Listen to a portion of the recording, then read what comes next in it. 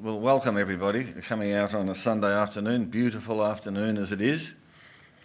We should all be enjoying the sunshine in a Melbourne that isn't overpopulated, but here we are, in a dark room. Awful things happen in dark rooms, I hear. It's amazing coming back to this building.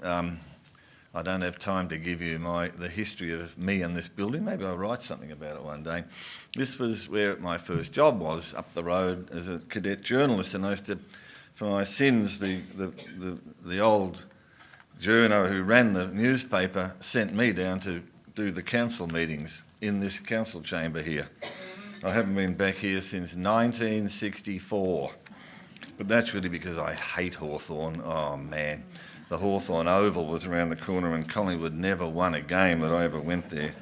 So I had a really bad vibe about this, but this was wonderful. It's amazing to come back here.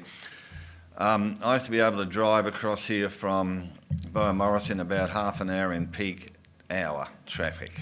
I had to be here by 8 o'clock.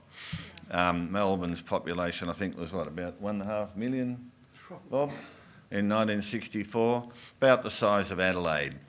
Now, this is important, I think, because as Bob said, we're being talked into believing that the only hope for Melbourne is that we put, billions, and I estimate 150 billion at least into transport to make a Melbourne at 8 million even marginally work.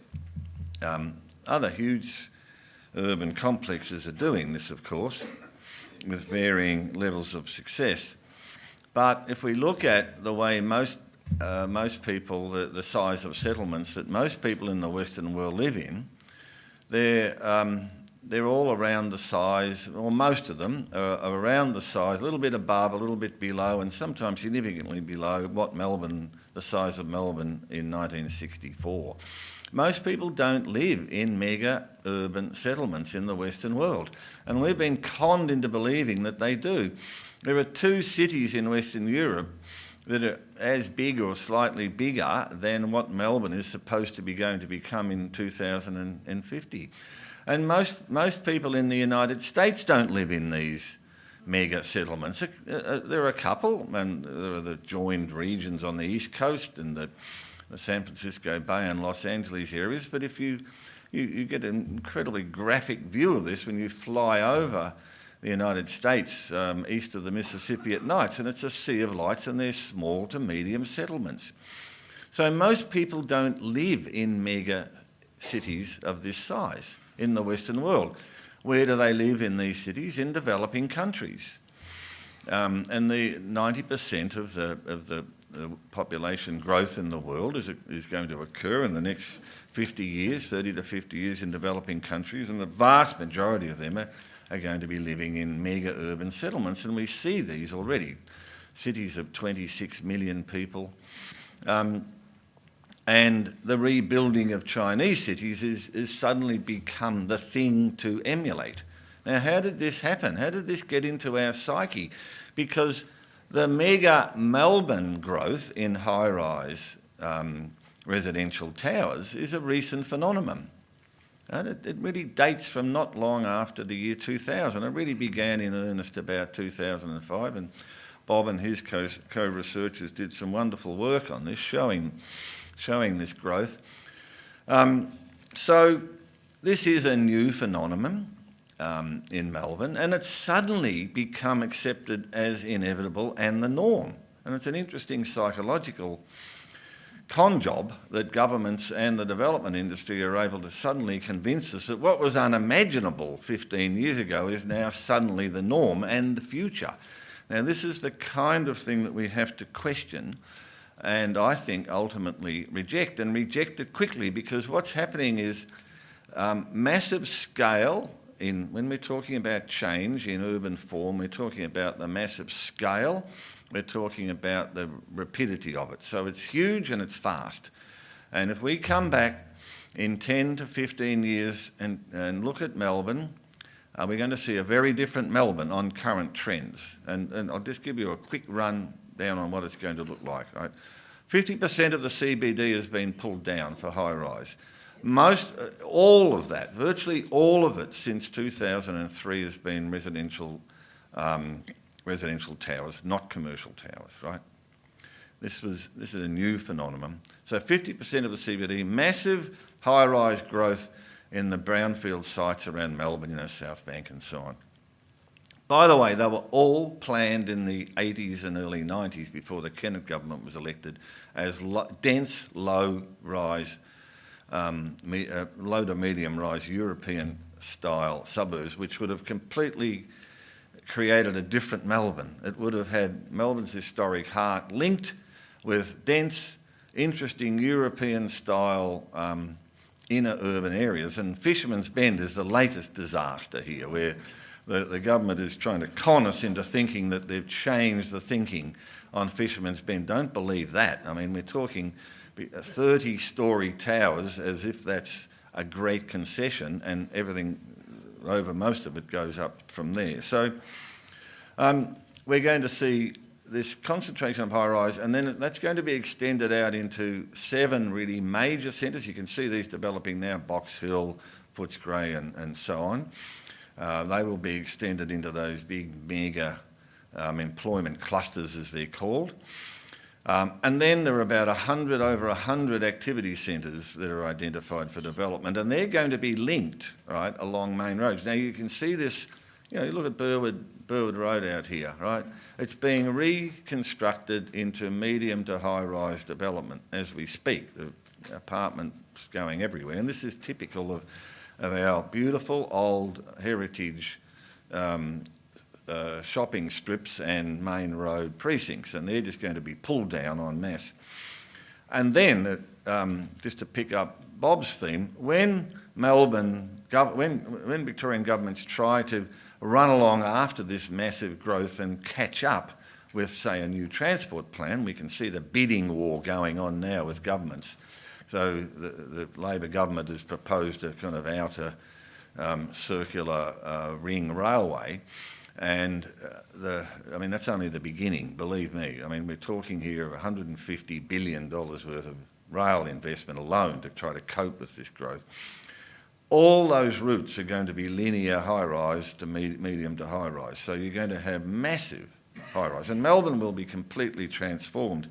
And the interesting thing is that at the same time, we're building a new suburbia that is the lowest density, least well-serviced, furthest from employment, probably the worst example of suburbia in the world. And if you go out and look at these suburbs, they are terrible examples of planning failure.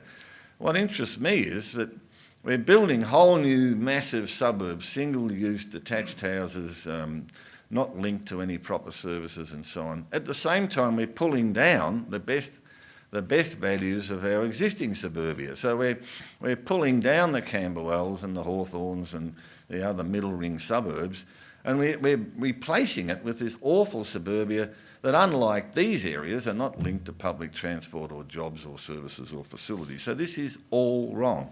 Now, just to finish up in my remaining couple of minutes, just to give you a sense of some of the figures that really prove the lie to the debate. We're told by government and by the Grattan Institute and by the advocates of growth that Melbourne has to pull down its middle ring suburbs in order to contribute what it should to accommodating future population, and that not enough is being done. So you're all, and we're all NIMBYs, and this terrible term, and everybody who lives in these areas who doesn't want out of control growth are selfish, because we should be playing our part and participating in this destruction. So if we look at the figures, about 18,000 new dwellings are being built in the new growth corridors a year.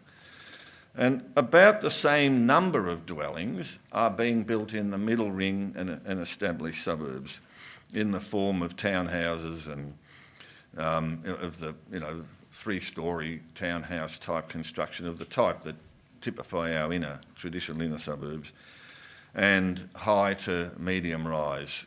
So about 18,000 townhouses and medium to high rise in the middle ring and established suburbs, mainly in the middle and inner suburbs, and about 18,000 high rise in the CBD and surrounds. So we have these three types of construction: high-rise in the inner and increasing high-rise in the middle ring suburbs, but at the moment mainly townhouses and medium-rise and low-rise out of urban density.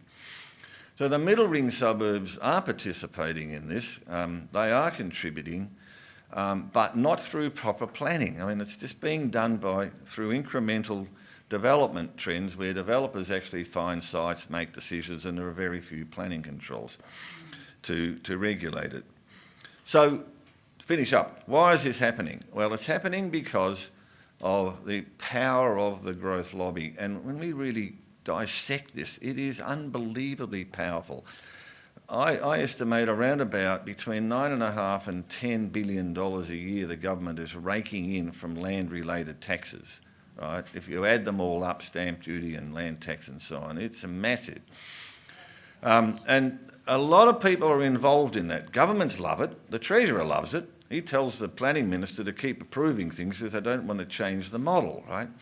Unions love it because if you build over 3 to 4 stories in this state, you have to, or you're supposed to use unionised labour, and unionised labour is much more is a much higher wage cost and adds significantly to the cost of development. So there's pressure from unions. The banking sector, the finance sector, the legal sector, all your advanced business services, your supporting structures, it is just massive. And the architects, your big corporate architects, your professional services are all lobbying government all the time to maintain this. They don't want to question, they don't want alternatives, and there are alternatives, ranging from the sort Bob's talking about, we lower the level of demand, to the type of argument many of you have been using, lower the level of demand through changing the investment structure, and at last there is talk now of altering negative gearing and so on. To fundamentally changing the planning system and bringing in a much more regulated system, just as one example, because I must finish up. But the fact that we don't have regulated, mandated high-rise controls in all our commercial and mixed-use zones, that alone is led to a massive speculative frenzy on land price. So when you don't have height controls, developers keep bidding up the price of land, which means as they bid it up, they have to build higher to maintain their same profits. And by the way, the profits are extraordinary. They used to be sort of 15 to 18% traditionally on medium and high-rise apartments. They're now up to 30%. People are making fortunes from land rezonings and from the profits from the actual building, much of which is extremely low quality. I think a lot of these high-rises will be being pulled down in 30 years. Don't buy one unless you thoroughly check out its quality, right down to the type of steel that's being used. So that's why I think it's happening. It's a powerful set of pressures. Like Bob, I think this is a critical time for Melbourne. This has happened overnight. It's just swept us along. And I think really that it's only if large numbers of people come to understand that there are alternatives, and they're realistic alternatives, will we avoid this future that's been mapped out for us by very powerful players and take back control of our own city's future. Thank you.